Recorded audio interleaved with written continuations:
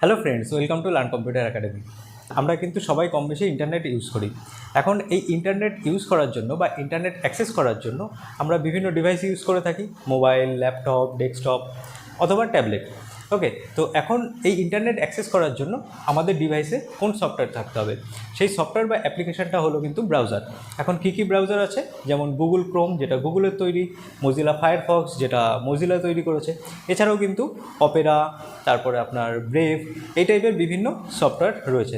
এবার এর মধ্যে কিছু কিছু সফটওয়্যার কিন্তু অলরেডি আমাদের ইনবিল্ট দেওয়া থাকে আমরা যখন সিস্টেম পারচেস করি, অথবা মোবাইল যখন আমি কিনছি তখন ভিতরে দেওয়া থাকে। আর কিছু কিছু আমাদের কিন্তু বাইরে থেকে ইনস্টল করে নিতে হয়। তো সেই ইনস্টল করে নেওয়ার যে পদ্ধতি বা আদার্স যে ব্রাউজার, এছাড়া আর কীভাবে আমরা ইউজ করতে পারি ব্রাউজারকে, তো সেই সমস্ত বিষয়গুলো জানতে হলে আমাদের এই ভিডিওটা অবশ্যই লাইক শেয়ার করবেন।